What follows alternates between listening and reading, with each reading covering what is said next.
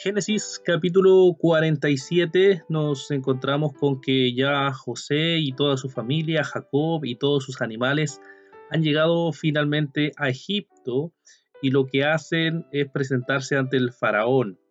Y el faraón entonces le pregunta cuál era su oficio a los hermanos y los hermanos le responden que son pastores de ovejas, así como también sus padres y que por tanto han venido aquí a morar a esta tierra. Y le rogamos que le dice que le permiten habitar la tierra de José.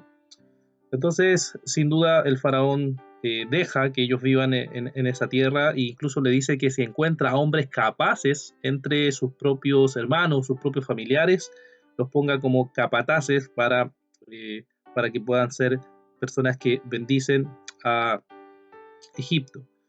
Entonces José introduce a su padre junto al faraón y vemos que Jacob bendice al faraón. El faraón le pregunta cuántos son los años de su vida y él le responde que han sido 130 años, pocos y malos han sido estos días, pero sin duda Dios ha estado con él. Y nuevamente vemos que Jacob bendice al faraón.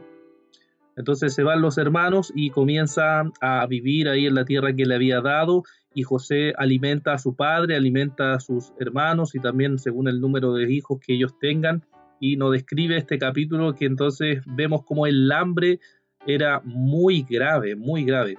La gente literalmente, como sabemos, estaba muriendo de hambre y venían hacia donde José y se presentaban ante él diciéndole, cierto, danos pan. Y le dicen, ¿por qué moriremos de hambre? Y se nos ha acabado el dinero. Entonces José dice, bueno, den los ganados si se le ha acabado el dinero y así yo podré darle entonces alimento. Luego al otro año vuelven y le dicen que se le ha acabado el dinero y también el ganado. ¿Qué más van a dar?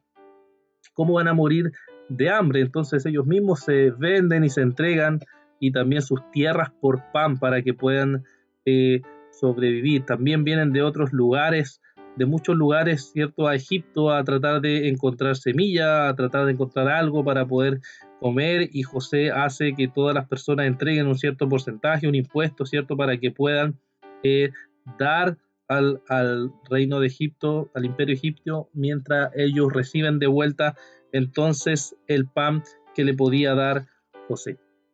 Entonces, terminando este capítulo, vemos que se acercaba el día de morir de Jacob o de Israel, y llama a José y le hace jurar a José que él no sea enterrado en la tierra de Egipto, sino que nos dice, terminando este capítulo, en los versos 30 y 31, dice, más cuando duerma con mis padres, me llevarás de Egipto y me sepultarás en el sepulcro de ellos.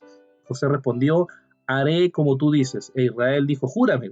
Y José lo juró. Entonces Israel se inclinó sobre la cabecera de su cama, o sea, ¿cierto? Se inclinó para descansar después del esfuerzo que había hecho para pedirle que jure.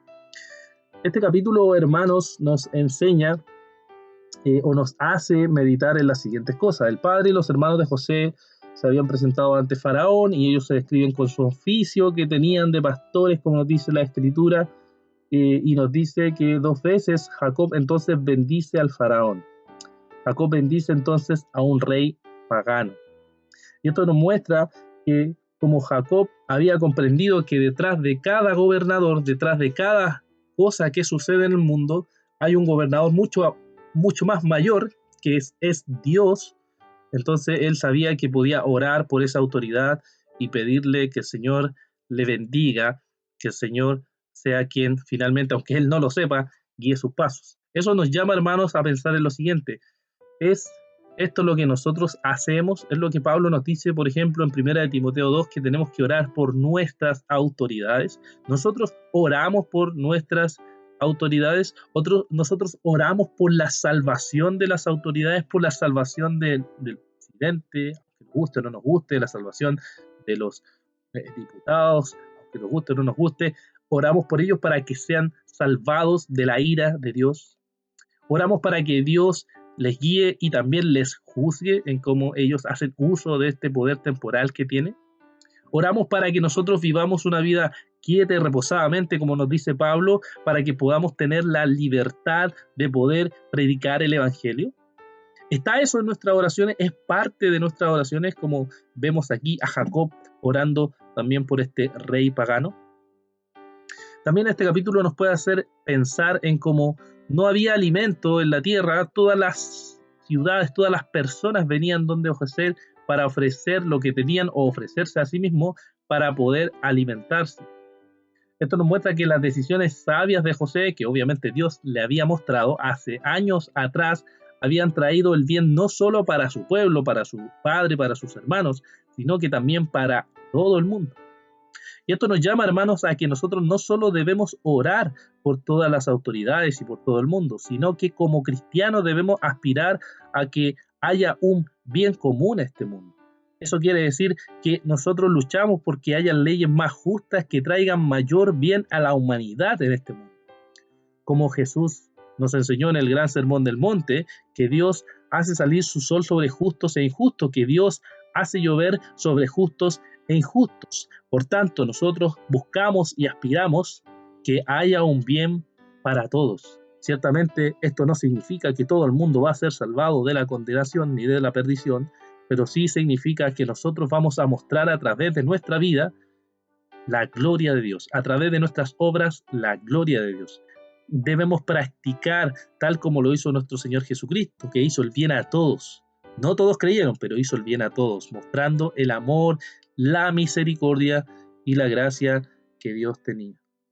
Hermanos, nosotros practicamos esta misma vida que Jesús nos enseñó. Nosotros vivimos de esta misma manera. ¿Qué tanto practicamos eso en nuestras vidas? ¿Qué tanto practicamos esto en nuestras iglesias? Así como José fue el proveedor para el mundo en aquella época, podemos pensar en cómo Cristo es el verdadero proveedor, el verdadero salvador. José dio el pan físico, pero Jesús es el pan espiritual.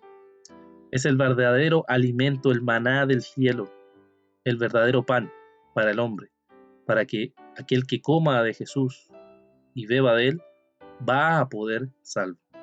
Tú ya comiste, ya comes de Cristo, de lo que Él hizo por ti, ya dependes de Él, de lo que Cristo hizo por tu vida. Que el Señor les bendiga.